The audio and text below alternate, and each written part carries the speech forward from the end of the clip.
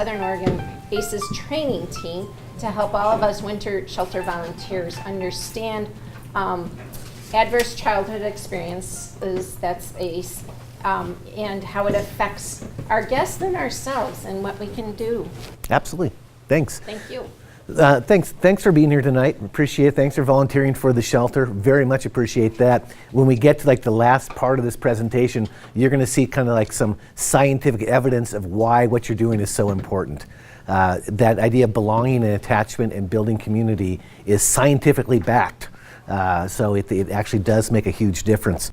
So the slides here, they give you kind of the takeaways, some key takeaways. And one of the first things, if you walk away with nothing else from the presentation, this idea is the memory of our experiences is stored in our bodies. So I have a colleague named Todd Bloomquist who works at Grants Pass School District, and he does these presentations with me. His story is that when he was 16 years old, he and his buddy fixed up this old car, this old junk car that his dad had kind of said, oh, go ahead and do whatever you want with it. So they fixed up this car and they got it running. And of course, being 16 years old and living in the Midwest, what do? You get in the car and you see how fast it will go, right? You just drive it as fast as you can. Well, they go down the road, they drive it, and they flip the car. So Todd has no visual memory of this happening to him, none whatsoever. He was severely injured in the accident. But now, decades later, he's a middle-aged guy now, decades later, if he's in a car that starts to swerve, his entire body tenses up. So the key here is, as he puts it, our bodies cannot not remember what happened to us. Even if we don't have a visual memory of it, our bodies cannot not remember. So we are going to talk about the ACEs study tonight. The Adverse Childhood Experiences Study was a co-production from the Center for Disease Control and Prevention in Atlanta, Georgia, and the Kaiser Permanente Healthcare Consortium in San Diego, California. Over 17,000 study participants, like 17,534 or something like that. But it's the largest public health study ever done. And it confirms with scientific evidence something that we all already knew. We kind of instinctively knew it. Some people call the ACE study the study of duh. Duh. Adversity early in life increases physical, mental, and behavior problems later in life. We all knew that. People who experience adversity while they're growing up, they struggle more with physical challenges, mental challenges, and behavior challenges. But the key with this is that this study provides the scientific evidence of that. It basically says we have 17,000 people in our study, and we can show you that the people who experience significant adversity early in life experienced physical, mental, and behavior problems later in life, and here's how it looks on a population-wide basis. So that's the breakthrough of the ACEs study, and we're going to go through it in detail later on. But before we go through it, the study itself, we have to go back to high school biology and kind of talk a little bit about the human nervous system, the neurobiology. And like I mentioned earlier, the neurobiologists in the last 20 years, they have had a tremendous run of great discoveries. They've got the equipment now, right? They can do brain scans now like they couldn't do before. They can track to see what's happening in the brain as it develops. And basically the whole idea behind this is that the human nervous system, the brain, the spinal cord, that's not shown up all the way, but that's okay. But everything that makes up the human nervous system, it's designed for one reason, to process everything that's happening to us almost instantaneously and process it for one purpose, to keep us alive, right? So we're sensing things constantly. Is this safe? Is it not safe? Our system's processing constantly. And the nerve cells, the neurons in our system develop based on our experiences. So if we have an experience that damages us, there's a connection that says, okay, that's what happens. That's the connection that happens when we feel that damage. Or a connection that happens if we feel nurtured. There's a connection that happens. Those neurons are constantly looking to be connected. There's a phrase that the neurobiologists use. They say, what gets fired gets wired, right? So if you experience something over and over again, those neurons connect over and over again, and that's what gets wired together.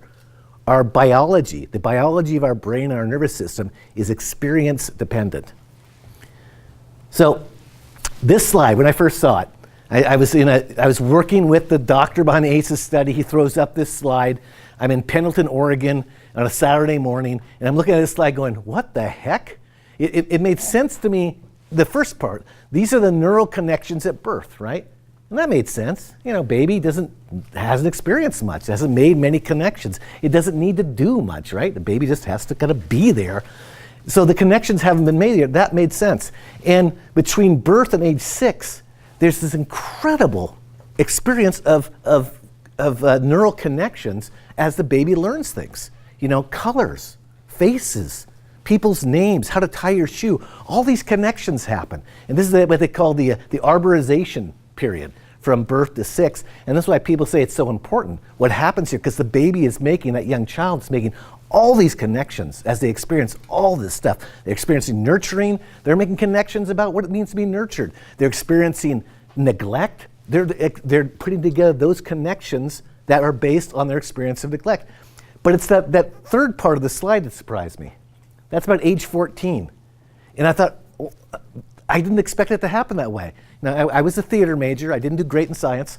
But I thought for some reason that we kept making connections into our 20s, right? And then our brain cells started to die. I thought that was kind of the evolution of the brain. But what actually is happening is that what gets fired gets wired, right? So as a child's experienced something over and over and over and over and over again, those connections get wired the strongest.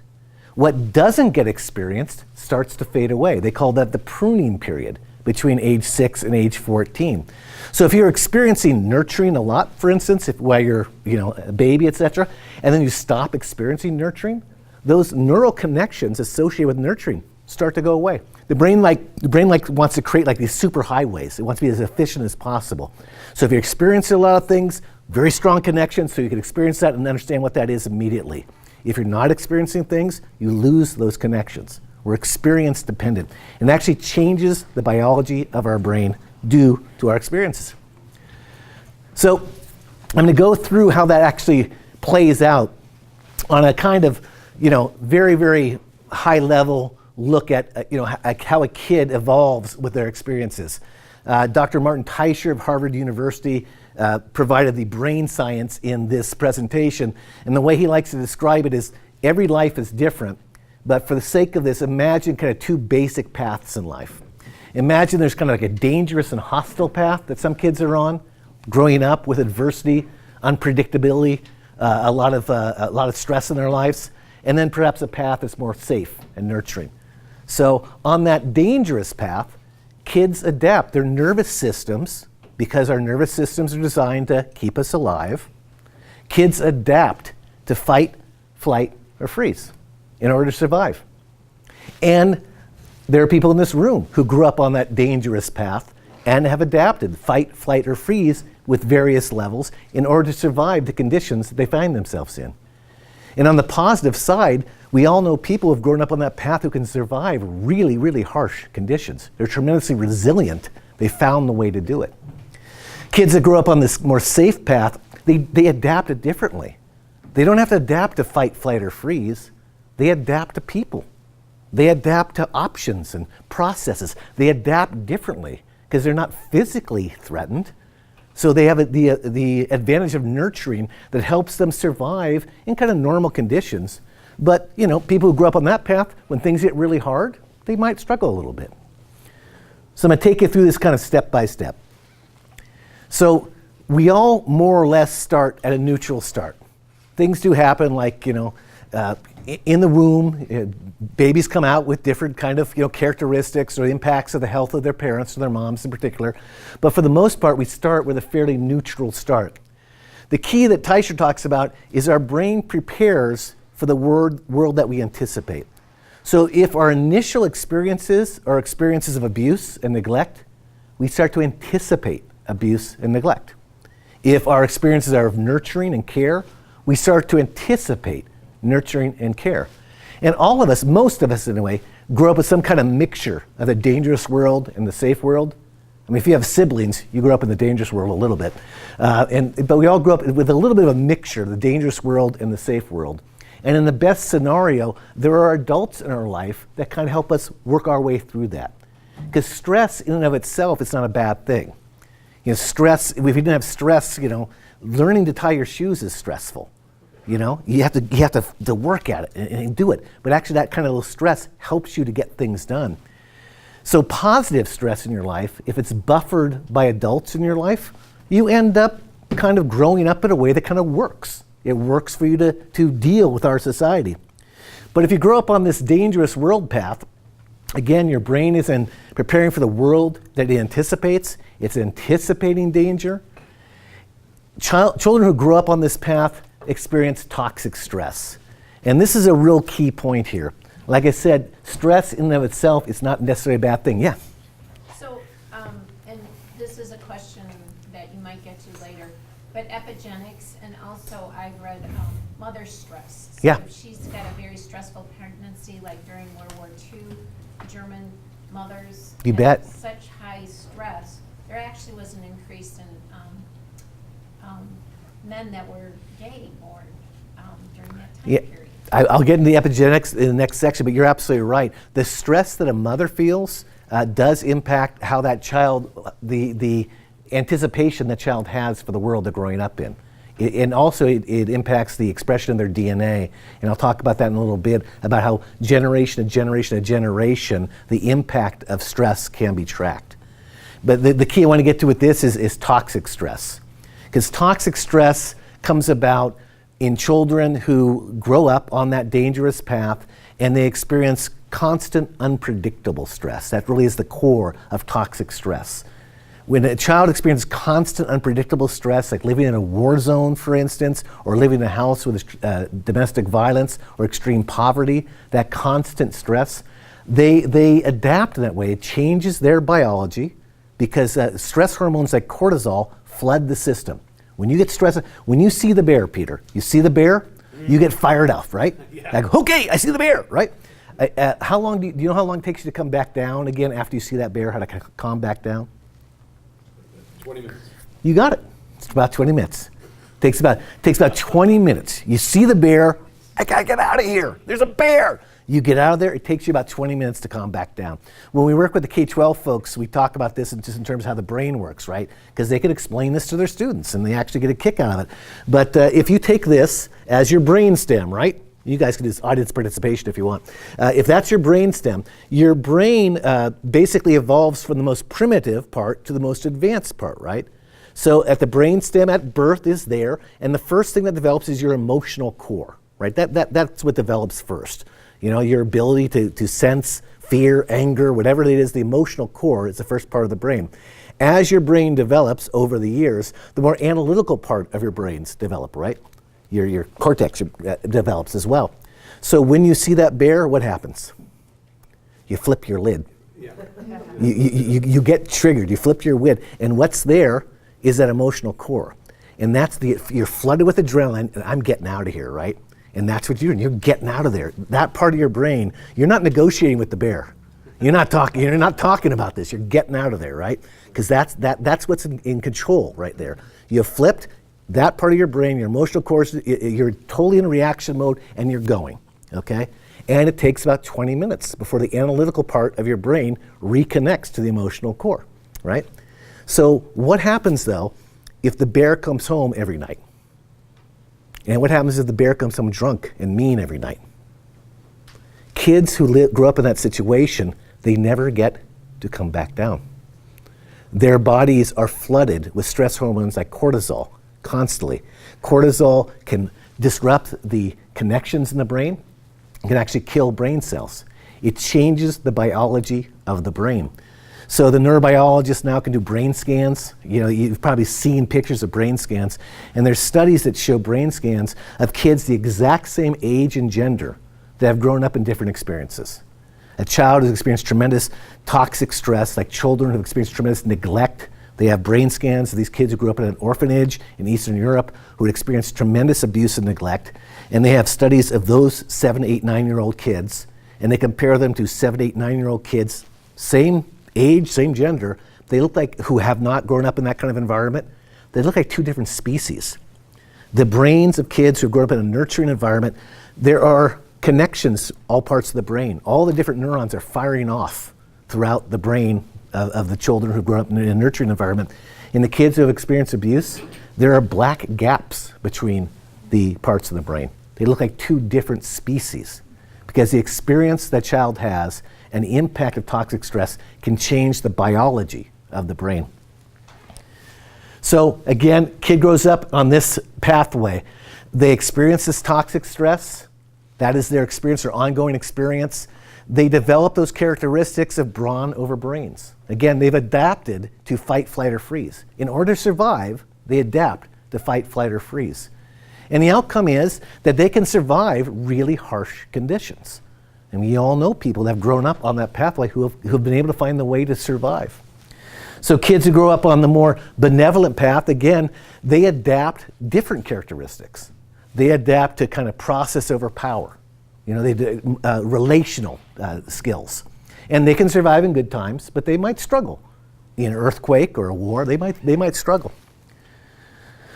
So there is a dissonance in the biological expectations that we have and the societal expectations that we have.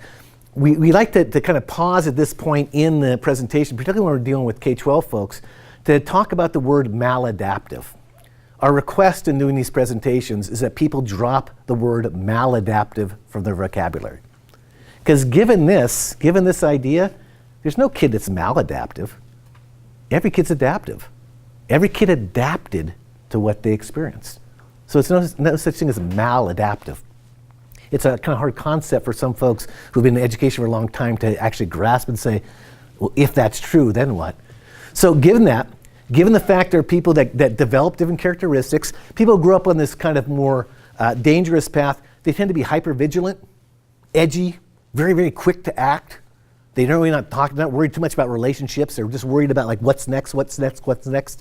What kind of occupations might work for someone who's hypervigilant and edgy and quick to act? Emergency room nurse. Emergency room nurse, absolutely, absolutely. I can tell you, it doesn't work well in politics. It doesn't work well in politics. A cop would be good. Military, absolutely. Yeah, first responders. You don't want a first responder showing up at the scene of an accident you're in and saying, I wonder what my relationship is with this person. You want them in there, right, helping you. So we ask that because, again, we want to focus on that idea of maladaptive, that there are roles, just because someone has grown up on that dangerous path and adapted to it, there are ways to adapt those characteristics that are very positive for society. So again, we're just trying to push that idea, no one is maladaptive, everybody adapts to what they experience. So, here's the key though. When biology collides with social expectations, we run into trouble. So I grew up more or less on that benevolent path, and I developed certain skills and I adapted in certain ways growing up on that path. But if you put me in the role of, say, first responder, I would suck. I don't have those skills. I don't have the ability to kind of just get there and do that kind of thing. By the same token, you take a 5-year-old girl who's grown up on that dangerous path and experienced tremendous abuse in her life, and you bring her into a classroom and you tell her, you sit still now, use your words, share. She doesn't have those skills.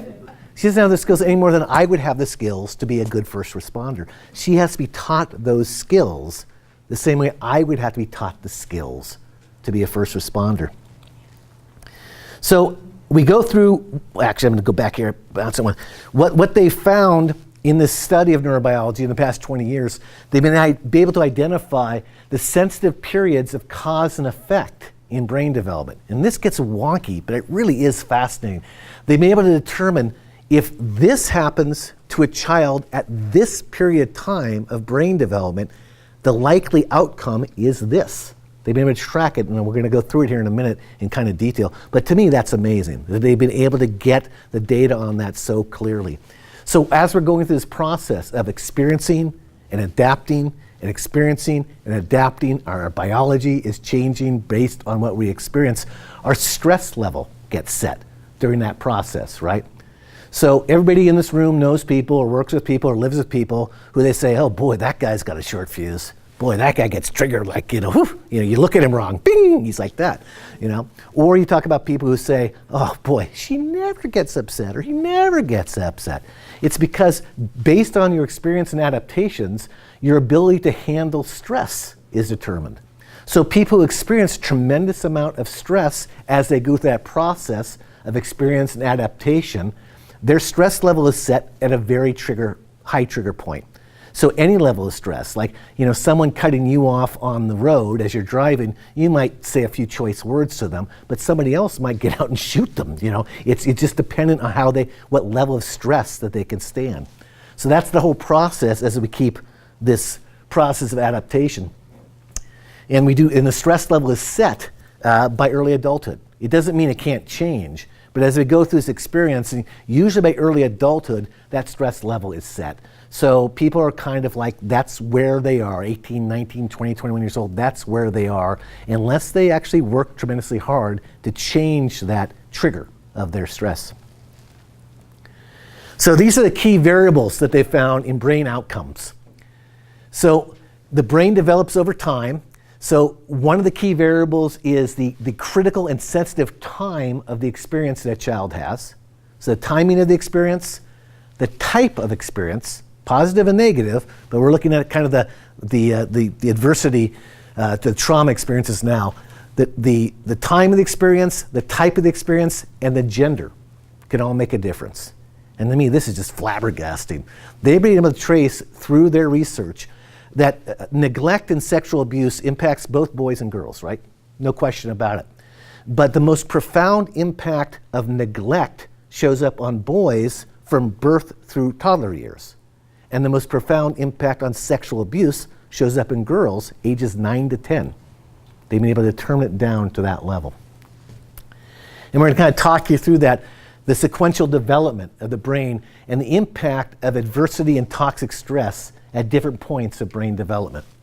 So in the early years, from birth through the toddler years, toxic stress during this period of time for a child can impact a child's memory, their basic ability to learn, their response to danger, right? That fight, flight, or freeze, that can be tremendously impacted by toxic stress at this period of time, and their ability to self-monitor. And the key here is the effects of this might not show up. I mean, this is like birth through like 3 or 4 years old. The effects might not show up until later in childhood or in adolescence or in their teen years. So it's a tremendously important and sensitive period of time. As a child grows towards elementary school age, toxic stress during this period of time can impact a child's ability to learn language, their math skills. We emphasize this with the K-12 folks a lot. That third grader, it might not be that he doesn't want to do math. It might be he actually can't do math at this point. That due to what he has experienced, that part of his brain that allows him to process math equations has been impacted by the toxic stress that he's experienced. Can also impact the integration of creative and analytical thought. And again, this is the kind of the cross-brain communication that happens that's impacted. Infant neglect in boys impacts this cross-brain communication. Sexual abuse in girls ages 9 to 10 impacts this cross-brain communication. The experience of toxic stress going into the middle school years can impact a child's spoken language abilities, their ability to pick up social cues, huge. You start to get reports of profound depression in this age group, and talk about suicide starts to come up in children who've experienced tremendous adversity in the middle school years. We do a survey every year, the Healthy Teens Survey in our state. We survey 8th graders and 11th graders, and you start to see, and there's questions on the survey. Do you feel hope for the future? Have you ever thought about hurting yourself? Are you depressed? And you start to see kids saying yes to that at a fairly significant level in 8th grade, and those numbers increase to 11th grade when we take the survey again. We're going to talk about bullying in just a little bit. There's a really profound truth about bullying that they've been able to find through the studies right now, that emotional and physical abuse during this time period, like the middle school years, emotional and physical abuse by your peers has as a profound impact as emotional and physical abuse by your parents in that period of time. It's really, there's no difference in terms of the impact on a child. So toxic stress during the pre-puberty years, going like 13, 14, 15 years old, can affect a child's ability to pay attention, their movement skills. This is the period of time you start to see substance abuse increasing in children, in young children, adolescents, and then mental health issues start to show up at a heart a much faster rate. And again, this could be a delayed effect. This might not show up until later in life, but again, the experience of significant toxic stress at this period of time can be tied to substance abuse, can be tied to mental health issues. And then as we grow into adulthood, toxic stress, it can be delayed effects, cumulative effects all the way through, but toxic stress into adulthood impacts our basic thinking skills, our judgment, our long-term memory, our executive function, and this to me is really key. Executive function is our ability to see down the line, be able to see that if we do this, then this might happen, then this might happen, then this might happen. The impact on our ability to have executive function is part of what we've experienced growing up. And there are multiple sensitive periods that impact this part of the brain. They tied it down to be able to say domestic violence, witnessing domestic violence ages 8 through 10 impact these parts of the brain. Sexual abuse before the age of 12, and for some reason skipping ages 13 and 14, at ages 15 and 16 have tremendous effects on this part of the brain. It doesn't mean that sexual abuse at other times doesn't have an impact, but on this particular part of the brain that impacts executive function and hope, they've been able to trace it down to that kind of experience and that kind of outcome. And I bring up hope here too, because it's tremendously important. On that Healthy Teens survey we talk about, we ask kids, do you have hope for the future? At 8th grade, the hope for the future is probably about 55-60% of our kids in the Rogue Valley. At 11th grade, it's down to about 30%. Do you have hope for the future? So, profound change there. Again, we bring all this up. We're going to talk about bullying. There is such a clear tie now between children who experience bullying and teen suicide. Teen suicide is one of the leading causes of death for teens in our region and our state. The state of Oregon has a teen suicide rate that's higher than the national average. The Rogue Valley has a teen suicide rate that's higher than the state of Oregon. So the reason we bring this up and emphasize it is those studies that show that bullying has that profound impact, particularly in the middle school years, those adolescent years. It's tied so directly to our teen suicide rate. We grew up in a time where, if there was bullying around, we kind of said, well, you got to be tough, right? You got to figure it out. Kids got to figure it out. But what they found out is, no, we got to do a better job. We got to figure out how to make sure this doesn't happen, because the impact that it's having is just unacceptable. We have a crisis, I think, in teen suicide. Has that increased in years? I mean, I would say, obviously the suicide rate's gone up. It has gone up. It's gone up, and Year, or is this like it's since 2010. It's on one of those trajectories where it just keeps going up, and they're tracking the levels of teens who are seen for high anxiety. And that is going up at a tremendous rate as well. You can't tie the high anxiety directly to bullying, though, but high anxiety, depression do lead to the suicides. But the high anxiety can be tied to many different factors, including lack of physical exercise is part of the factors. We right now, you probably have seen in the Washington Post recently, the current generation is the generation with the highest level of anxiety of any generation that's been studied. Their anxiety levels are going through, and really, physical activity is down. yeah, physical activity is down. Yeah, but everybody's got a smartphone. yeah. That's strong thumbs. It's strong thumbs. So we'll talk about that a little bit more as we go. So this is all really kind of sobering information. I know it's sobering information. I had 2 days to process it. I'm giving you guys like 40 minutes to process it. It's sombering information, and I'm going to kind of pivot a little bit to some of the tools people are using with this information. There's a movie called Paper Tigers. Anybody seen Paper Tigers, a documentary? It's about a alternative high school in Walla Walla, Washington. It's the high school that kids got sent to when they were kicked out of area school in the Walla Walla region. They all ended up at this high school. They changed the name of Lincoln High School. Originally it was called Payne High School. They're like, hey, you're going to Payne. It's like, oh, great. So the way that this documentary covers this principal, this high school, he's at the end of his career, right? And he's at a middle school. He's pretty happy. Things are going well. And his superintendent assigns him to take over Payne High School. And he's like, I don't want to do Payne High School. I'm not doing that. That's where all the kids go that nobody can deal with.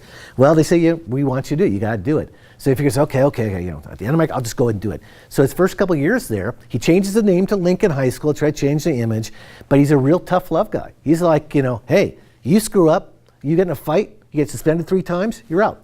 That's just the way it is. That's how it goes.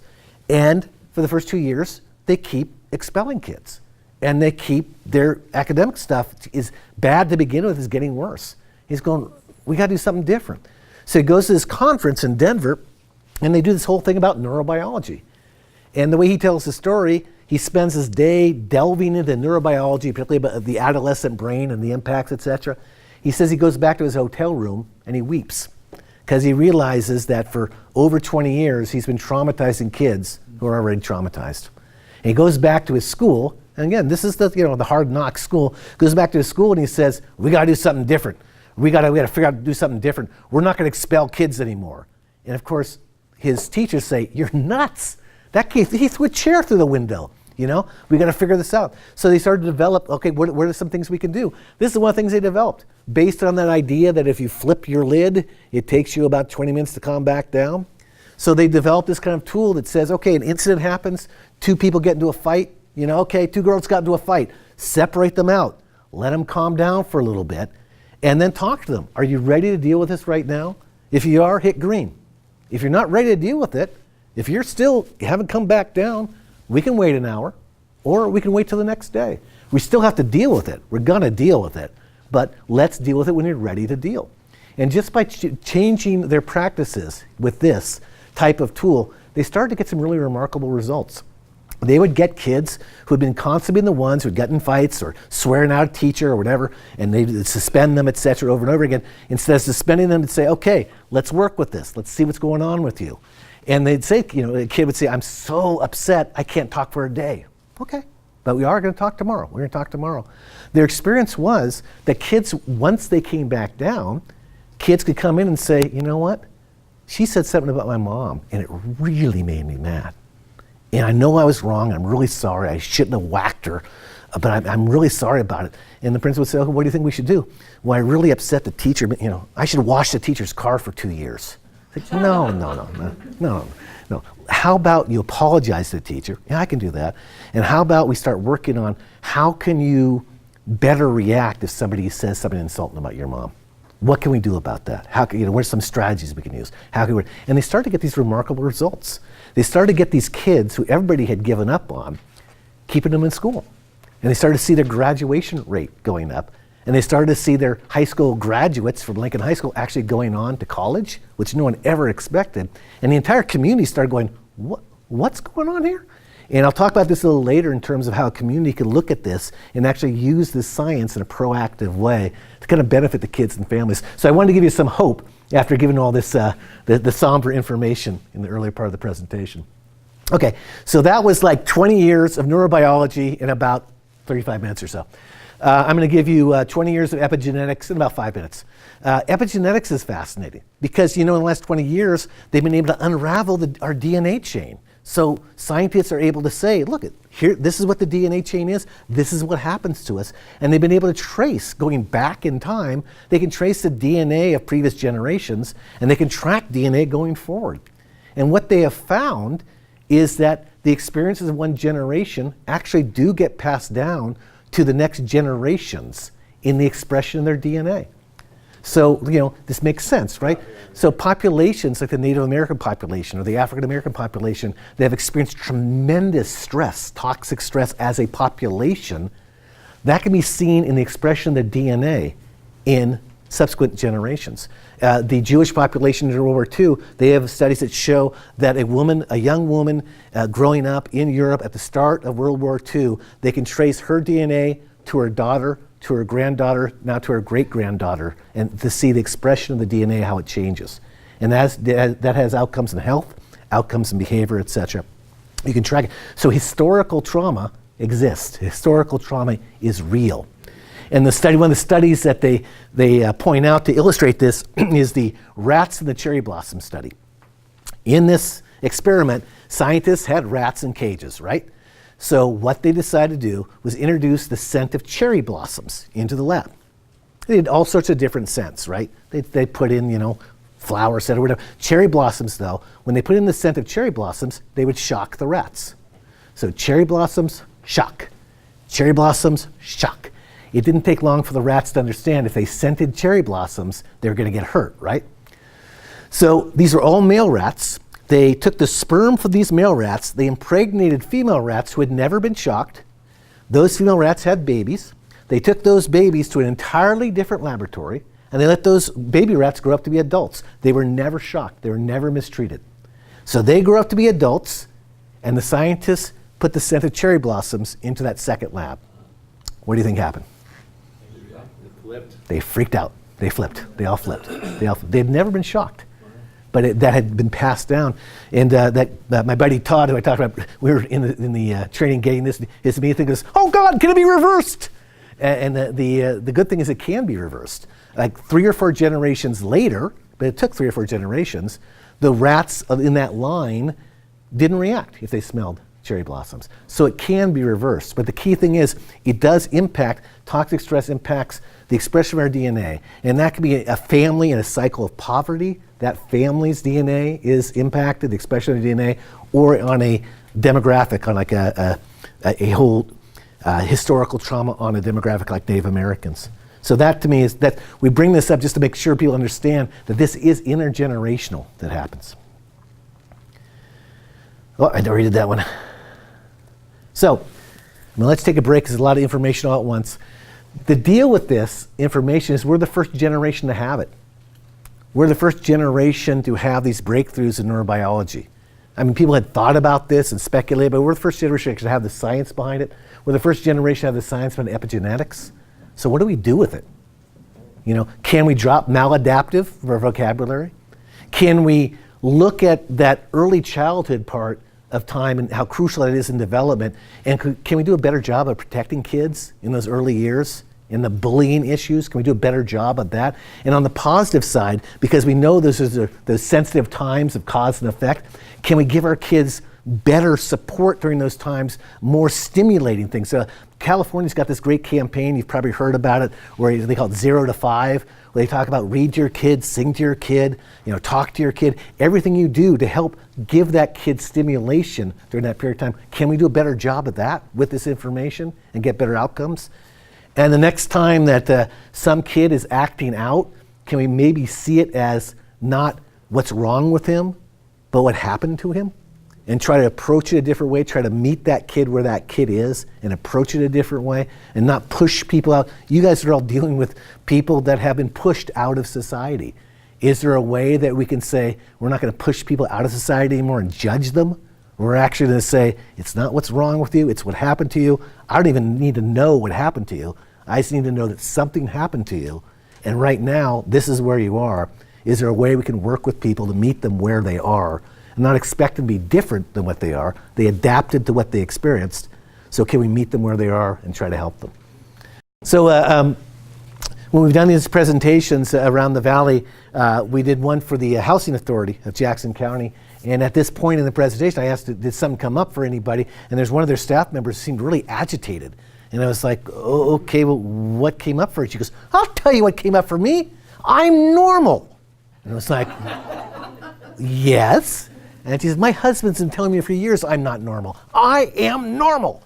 And she is. We're all normal. We're all normal. And she said, this should be part of marriage counseling. It should be. Because like, hey, if you're in an argument with your spouse and you're both like this, it's not going to work too well. We both get back down to this to try to work with it. Okay, I'm going to talk about the ACEs study itself. And this really is, again, I emphasize, it's just, to me, it kind of changes everything. 17,500 plus participants is held in San Diego, California. It started out, Dr. Rob Anda, who's at the Center for Disease Control, he is studying, this is the 1990s, right? He's studying tobacco use. And his question is, okay, we know the science behind tobacco is very, very clear and everybody gets it now. If you smoke tobacco, there is a likelihood of disease and death. So why do people still smoke cigarettes? Why is it still happening? So that's what he's studying. In San Diego, this guy, Dr. Vincent Folletti, he's studying this connection he's seen within his clinic of women who are wrestling with obesity who have experienced sexual abuse in their childhood. And he starts, as he's going through his studies, like 55% of the women in my study who are dealing with obesity, 55% of them report that they were sexually abused as a child. How does this connect? So they're working together going, how do these things fit together? So they're trying to figure this out. And so for Dr. Anda, he's saying, okay, so is tobacco use, is that an adaptation? We adapt to what we experience. So is tobacco use an adaptation? So that's what he was speculating on. And Dr. Folletti is going, okay, with that connection between obesity and sexual abuse, is it possible, and they came up with this as their theory, the ACEs pyramid. Is it possible that it's adverse childhood experiences, the toxic stress experience, adverse childhood experience, that leads to the disrupted neurodevelopment that we just talked about? Is that what leads to social, emotional, and cognitive impairment, which then leads to the adoption of health risk behaviors, which then leads to disease, disability, early death? Is that the sequence? Prior to the ACEs study, public health have been focused on those top 3 parts of the pyramid. They've been looking at, okay, people are smoking, people are drinking, people are taking drugs. What is this? And they were making that clear connection, saying, if you do this, you risk disease and early death. And that was really the focus of the study. Yeah? I'm sorry, I missed the beginning. Uh-huh. But I'm wondering about PTSD. Right. And ACE. And what's the cutoff for the childhood? Well, age? this study is from people ages 19 to 93. But they studied what happened to them 1 to 18. So where does the trauma event, when it's considered a childhood experience, where does childhood? 18. 18, right. And then beyond that, could you call it PTSD? You do call it PTSD, absolutely. Okay. Yeah, absolutely. Like I say, everybody's on that trauma spectrum. Because we all kind of get PTSD, but people don't know about ACE. But, Yeah. But it doesn't affect necessarily, PTSD wouldn't affect brain development, but it would certainly have social emotional impairment. You can make like a child who grows up in a war zone, and that child could be 7 years old, and you can say that child has PTSD. Okay, but let's say post 18 years old, Right. you have a traumatic event. Right. It's not affecting brain development. It's not right. Exactly. Okay. Exactly. Yeah. Good distinction. What age do you refer to as early death? Early death is whatever the life expectancy is. If our average life expectancy, as say males, is 84 or whatever it is, and you die prior to that, that's an early death. Prior to the expected life expectancy, the average life expectancy. So, yeah. But by that logic, wouldn't 50% of people die before? That's a good guess. Average, yeah. Half go farther, half go low. That's right. That's the average. So, but they're looking for what causes? What can we determine are the causes of early death in a reasonable fashion? What can we say? What presents a greater advantage for you to be in that first 50% than the second 50%? And how do they explain Keith Richards? Keith Richards is actually, there's a study of Keith Richards that's over here actually. And it's not done yet, actually, it's not done yet. So again, this is their theory. They basically said, we think this is what's going on, and their study actually confirmed this. And now they actually put historical trauma even below adverse childhood experiences, historical trauma and adverse childhood experiences, disrupted neurodevelopment, and so on. That was their premise. And again, the population that they're working with, they all lived in San Diego, California. They were ages 19 to 93, but most of them were in their 40s, 50s, and 60s. They all had really good health insurance, because Kaiser Health Insurance, good health insurance in the 1990s. So they all either could afford good health insurance or they had jobs that provided good health insurance. So this is a pretty prosperous, middle-aged, middle-class population that they studied. And what they found is that they took every single possible childhood adversity they could think of. They listed everything, like, everything bad that could happen to a kid that would trigger a kid, everything that would happen. And they had just, as you can imagine, dozens and dozens of different things that could happen to a kid. But they decided we have to have something to actually frame this with. So they came down to 10. They chose 10 kind of proxy representative adverse childhood experiences. And they said, we'll take these 10, and we'll basically use the health records and the interviews with 17,000 people and see how do these 10 fit with this population group. And what they found was that ACEs are very common. So the next slide I'm going to show you has those 10 adverse childhood experiences that they use in this framework, right? And as you see them, if you haven't seen them before, you're going to start adding up your ACE score, because that's what everybody does. I mean, that's what I did when I first saw this slide. But you have to understand, number one, they're very common. And number two, this is not a diagnostic tool. So if you have a high ACE score of 7, 8, 9, 10, it doesn't mean you're destined to have, challenging health outcomes. It just means on a population-wide basis, what they have found, where the ACEs are common, and the higher the ACE score is, the higher percentage of people that wrestle with health outcomes, challenging health outcomes, behavior outcomes, etc. So I just want to make that clear. So ACEs are common. Again, in this population, they broke it down to the 10 adverse child experiences, 5 of them under household dysfunction. So the way this survey reads is, before the age of 18, did you grow up in a household where there was substance abuse, parental separation, divorce, mental illness, battered mothers was the phrase they used in the 1990s, or criminal behavior, was someone in your house incarcerated? And if you answered yes to any one of those, that's 1 ACE. If you answered yes to all 5 of those, that's 5 ACEs. Under neglect, before the age of 18, did you experience emotional neglect? Did you experience physical neglect? Under abuse, before the age of 18, did you experience emotional abuse, physical abuse, sexual abuse? And of this population they studied, they found that 21% had experienced sexual abuse growing up. 28% had experienced physical abuse. Only, because I say only because everybody knows what the divorce rate is now, at this time only 23% of them had experienced parental separation and divorce. Now it's closer to 50%. Mental illness, 17%. Substance abuse in the household, 27%. So as you're looking at, you're kind of like, you're adding up your ACE score, and ACEs are very common, as they found. Here's Oregon data. When we did this study in 2011 and 2013, part of that slide's kind of blended out. But what they found, the Oregon data almost mirrored the original ACEs study, and they've replicated the ACEs study all over the world now, and they find very consistent results. Even though this population in the original study is pretty prosperous, they find like about 2/3 of us, whenever they do the study, about 2/3 of us have at least 1 or more adverse child experience. And close to 28 to 30% of us have 3 or more adverse childhood experiences. And they also found, no surprise, that they're interrelated. Where there's 1 ACE, there's usually another ACE.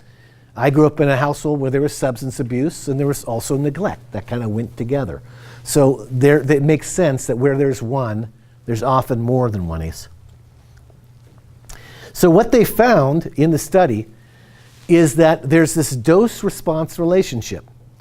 That the higher the ACE score of the participants in the study, the higher percentage of health problems experienced by the people in the study. So the dose response is like if you put your foot on the pedal harder, the car goes faster. The higher the ACE score, the higher the percentage of health problems. And they found this, surprisingly, across many, many, many different illnesses and behavior and educational outcomes. So this is ACEs, smoking, and lung disease. This is they asked people, did you smoke? Did you start smoking before the age of 12? So even here, you see an ACE score of 0. About 4% of kids with an ACE score of 0 said, yeah, I started before I was 12. But when you look at the ACE score of 4 or more, it's closer to 12%. Are you currently smoking? They asked people to study. ACE score of 0, yeah, still about 7%. Said, yeah, I'm still smoking, but it's closer to 17% with ACE score of 4 or more. And that logically goes with lung disease. The more frequency of, the higher the ACE score goes, the more likelihood that someone would be wrestling with lung disease. So this goes back to Dr. Anda's thing about adaptation. Has anybody here ever smoked a cigarette? Anybody? Yeah. Anybody had a glass of wine ever? No? So what Dr. Anda came back to is like, what happens when you get that little hit of nicotine when you're smoking a cigarette? If you're feeling anxious, what happens? Calms you down.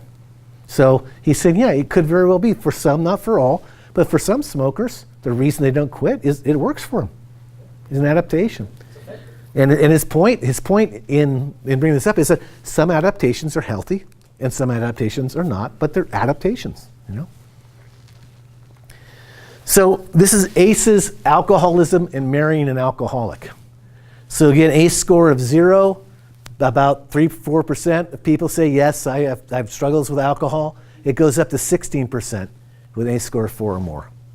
Married to an alcoholic, as the ACE score increases, it significantly increases the chances that you'd be married to an alcoholic. So you start to see the behavior part, you start to see the intergenerational part happen as well. Now this one's a little bit more nuanced. This is witnessing domestic violence and the risk of childhood abuse. So they asked people in the study, did you experience domestic violence against your mother? And some people said never. Some people said once or twice. Some said sometimes, often, or very often. And what they found was, as the frequency of witnessing domestic violence increased, so did the likelihood of the child themselves being emotionally, physically, or sexually abused. So as the frequency of witnessing the violence increased, the likelihood the child themselves would experience emotional, physical, or sexual abuse increased. This is ACEs and depression. The lighter bar is women, the darker bar is men. You can see 19% of women with 0 ACE scores have at some point expressed struggling with depression in talking to their doctors. But it goes up to close to 60% with ACE score of 4 or more. Men have apparently traditionally underreported depression, macho thing or whatever that is when talking to their doctors, but you still see the same dose-response relationship. The higher the ACE score, the more frequency the experience of depression. And this next slide, not surprisingly, ACEs and suicide attempts. ACE score of 0, maybe 2% of people had attempted suicide. 4 or more, it climbs up to closer to 17%.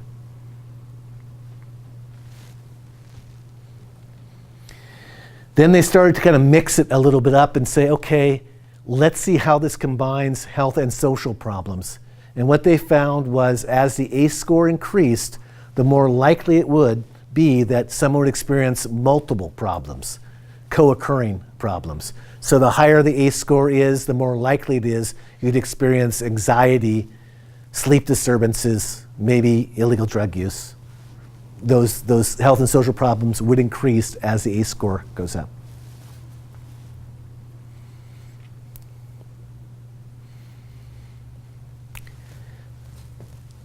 So again, very sobering information.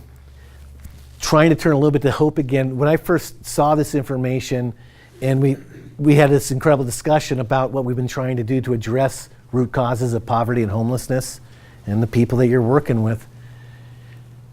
Is there a way that we can address poverty and homelessness that we haven't done before, given this information? If it is the adaptations to toxic stress that impact a child's ability to pay attention and impacts their behavior, which then impacts their risks of academic failure and early substance abuse, dropping out of school, adult adversity, which then leads to low-wage jobs or illnesses, injuries, chronic health problems. Is this a pathway to poverty and homelessness that we can address if we start addressing this part of it? Is there a way we can start to get to the root cause of poverty and homelessness? So again, what they found were the ACEs are common, high ACE scores in our population. Most everyone has at least one, if not more. They increase the risk of multiple health and social problems, and there's an intergenerational transmission of ACEs.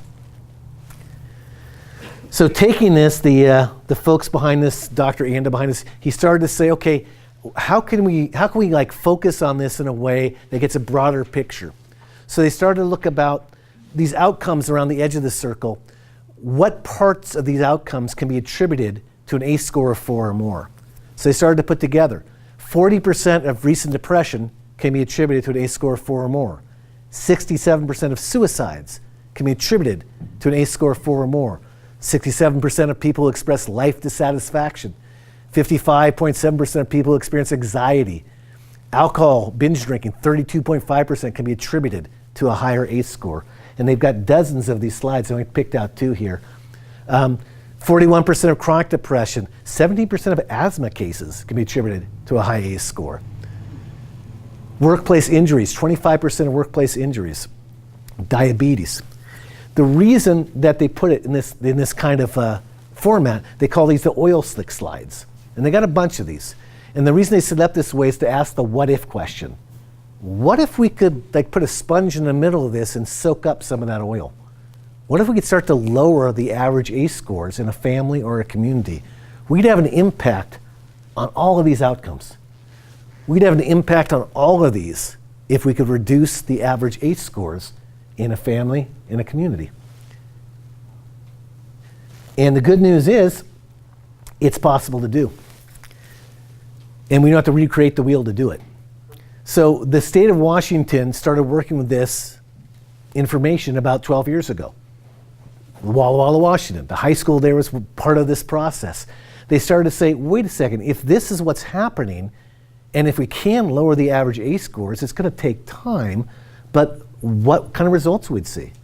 Well, they reported 12 years of work to the Robert Woods Johnson Foundation in June of 2016, and what they found by using the science in a very intentional way, using the science of resilience, which I'm going to get to next, they'd be able to find results like teen suicide rates in one county went down by 98% over 12 years. Teen pregnancies went down. Drug use went down. Mental health issues went down.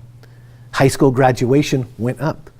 They were able to track the success in using the science to work with people in a different way. So we don't have to recreate the wheel. And we're not. We're stealing everything they did that worked, and we're trying some new things ourselves. And we're basing it like they did off of the science of resilience. Science of resilience has decades behind it as well of data and research.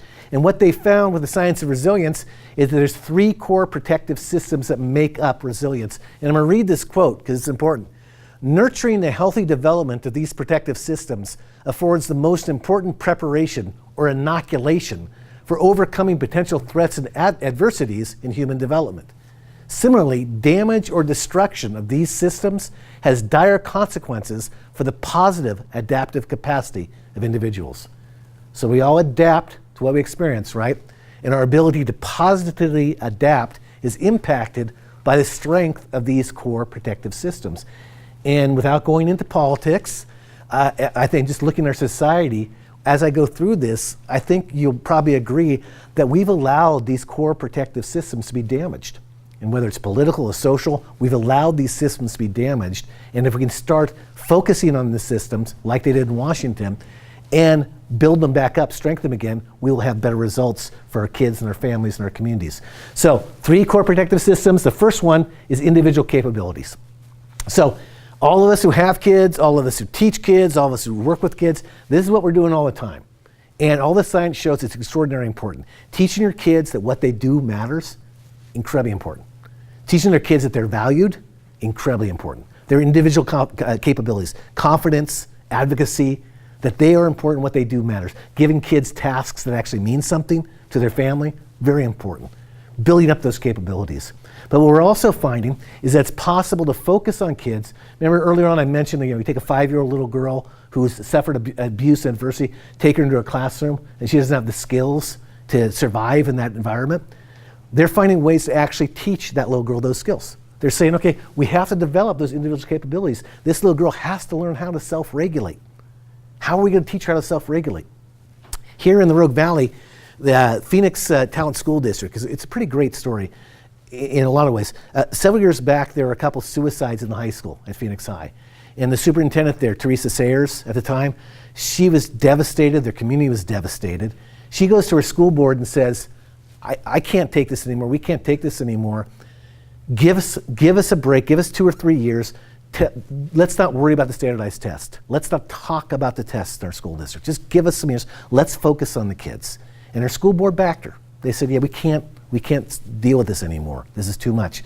So what they did, their school district went on this kind of, Teresa and her leadership team, they went on this kind of exploration. What helps kids?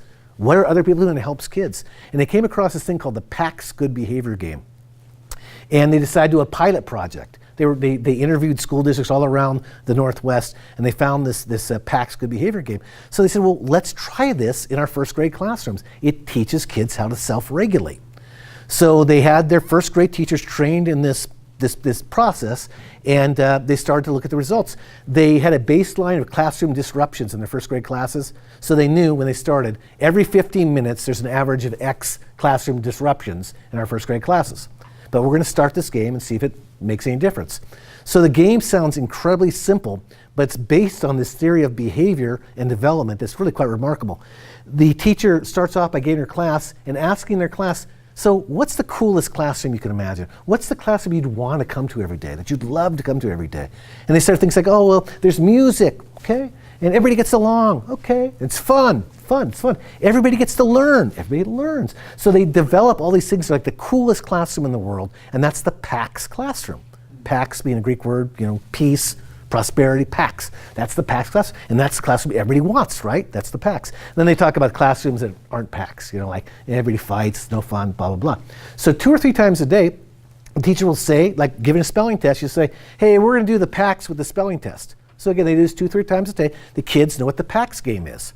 And the PAX game really had the simplest explanation. It's the kids pretending they're in that classroom.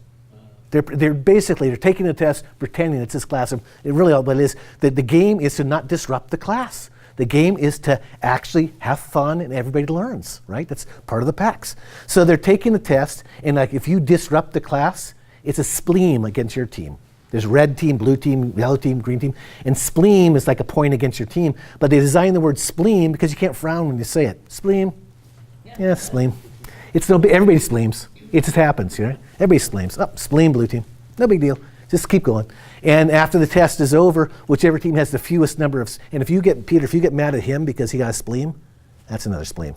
You don't do that. Don't do that. So it's no Peter spleen. So you don't want to do it, right? So it's kind of fun watching the kids go, oh, spleen, oh, that kind of thing, and they're taking their tests and stuff. So at the end of taking the test, the kids turn in their papers, and the teacher looks around their little spleen scorecards, and she goes, oh, hey, yellow team, you have the fewest spleens. You guys come up this time. So the kids from the yellow team get to come up and they pick a prize in a granny's wacky prize hat. In the morning I was watching this at Orchard Hill Elementary School, they pull out a prize. You get to make wacky faces, goofy faces at your classmates for 30 seconds. So they all start making goofy faces at their classmates and everybody laughs and they go back to work. They do this 2 or 3 times a day, right? The teacher told me that the prize they always want to get, you get to make armpit farts for 30 seconds. That's what they want to get. So there's always, interesting enough, there's always physical activity to the prize. Ashland School District is doing this now all the way up into the 5th grade. Because there are prizes like jumping jacks for 30 seconds. You get to roll on the floor like a worm for 30 seconds. There's some sort of physical release as part of this game. And you wouldn't think something this simple would work, but they track those classroom disruptions. They started this game in March of 2016. By the time school got out in June, classroom disruptions in their first grade classes had gone down by an average of 66%. So that's time back to teach. And they found that transitions, like getting kids to come in from recess and get focused, it had been taking 4 or 5 minutes on the average before starting this PAX game. It takes them less than a minute after a few months. So that's teaching time they're getting back in. And most importantly, one of the kids I watched in the classroom, he was that classic kid who couldn't sit still. I mean, not even like his butt would hit the seat and he was up again. He just couldn't sit still and he couldn't not talk. And what he said was pretty vicious usually. He'd call people names, insult them. He just was, he's that kid. He was that kid. They had a full-time adult classroom assistant just following him. Full-time. That was that guy's job. Can you imagine that job, for a full school day? That's what he did. He was that kid's, for all day long. So the teacher was telling me when they started first grade, he couldn't stay in the classroom for more than half an hour. It was just too much. He just couldn't do it. They'd have to send him out. So by the time March came around, using everything they could, including a full-time adult classroom assistant, he could stay in the classroom for an hour. They start the PAX Good Behavior game. By the time they get out of school in June, he's in class all day long. He can be in class all day long. His teacher told me he's still a pain. She said, he is still a pain. His second grade teacher told me he's still a pain, but he's in the classroom. So when we talk about breaking that school to prison pipeline, that starts to give me hope. Okay, we can teach the self-regulation, these individual capabilities. The next 2 core protective systems, the second one, again, something that we all do all the time. It's attachment and belonging. And the resilience literature is actually really encouraging on this. The literature shows that even one caring and competent adult in a kid's life, even one, can be the linchpin to resilience. And all of you are resilient because you're all here in this room. You all got dressed. You all functioned through the day and you got here tonight. All of you are resilient. And I guarantee you, you can look back and there was at least one caring and competent adult that you somehow noticed and had some decent relationship with at some point while you're growing up. So it could be an uncle, it can be someone working in the cafeteria or lunchroom, it could be anybody. But if there's one caring and competent adult, that can be the key. And the word competent is the key one. An adult that can show what a healthy adult relationship is like. That's what that kid needs, all kids need. And the cool thing too is the literature shows if there's two, the odds just start to increase like crazy. If there's three, if there's four, the odds just increase. The more caring and competent adults there are in a kid's life, the more likely it is that kid is going to find their way to resilience. So that's something that all of us can do, and we're trying to do all the time. So if you are dealing with families that have kids who are homeless, being a calm, positive, competent adult in that kid's life for whatever that encounter period of time, it's really important. As is the overall work that you're doing, because the third core protective system is your community's faith and cultural processes. What are the assets of your community? What's the strength of your community? What does your community do to actually support children and families? What is it that you do? So again, they took this information in Walla Walla and they were saying things like, okay, the high school's doing better now. Okay, that's interesting. What can we do with the wine industry? What can we do with early childhood? What can we do with public safety? What do we have in our community that we can actually put to use and actually make some inroads on and make these connections and build our community? And what they found, they actually started this program. The state government, this is before the recession hit. They had to pull back when the recession hit a bit, but they have this program called Building High Capacity Communities. They're basically taking the science and saying, how do we use the science to actually intentionally build our communities? And in doing so, they found out that there were these really specific steps that had to be followed in order to develop these high capacity communities.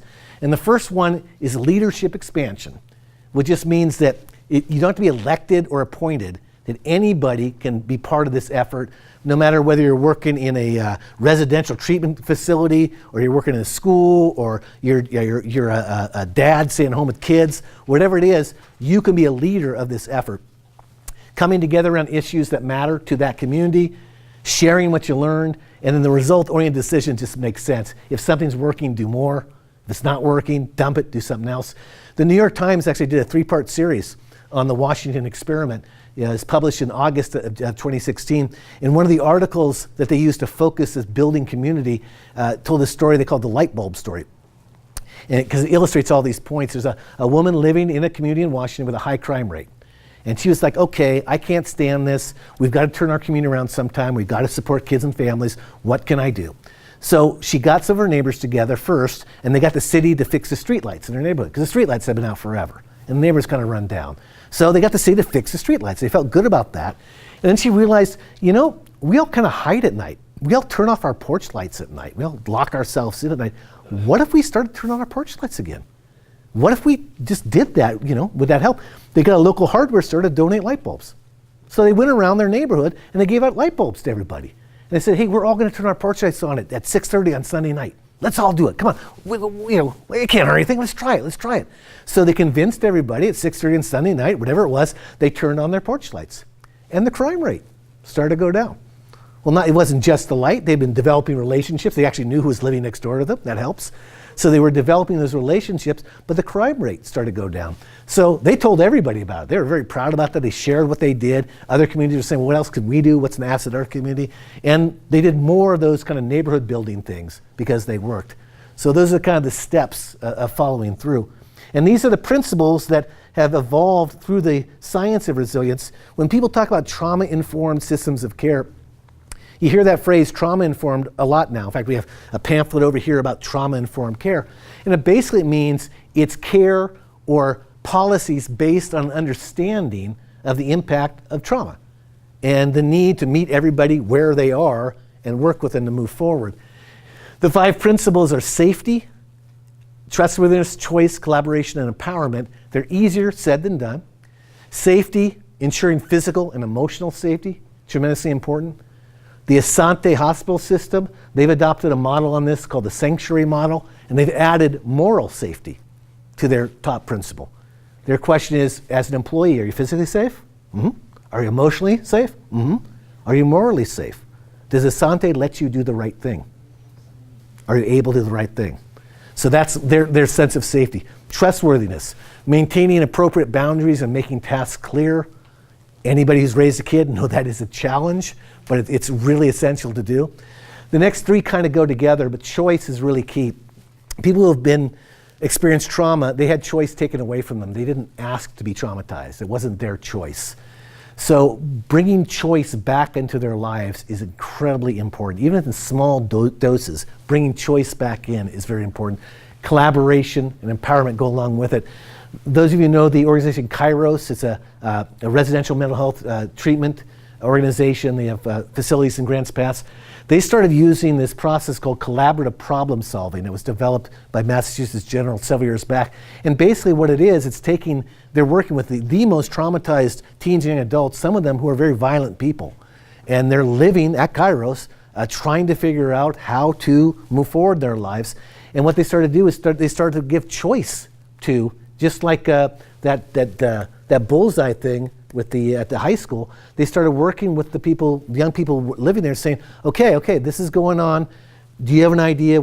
How would you like to approach this? Even if it's a small dose, what would you like for dinner tonight? What should we think we should make? Just strategically adding choice back into these teens and young adults' life. And then collaboration. Okay, what can we do on this? Empowerment. What would you like to do? That kind of thing. They found by using collaborative problem solving, their use of restraints, which had been very, very, very common, even as much as 5 years ago, because you're dealing with violent young people, some of them very strong. Their use of restraints have gone down by 90% since they started using these principles. They're easier said than done. But if you wanted your place of employment to be trauma-informed, or your family, or your community, these would be the principles that you'd be following. I can get a copy of these slides to anybody who wants them too. I can just email me, I'll send you a copy of the slides. So the cool thing about this effort that they found in Washington, and it just makes sense, is that it doesn't matter whether you have an ACE score of 0 or an ACE score of 10, everybody benefits if the crime rate goes down, right? Everybody benefits if there's less drunk drivers. Everybody benefits if the high school graduation rates go up. Everybody benefits by doing this work to try to lower the ACE scores in families and in the community. Everybody benefits. And it really is up to each one of us.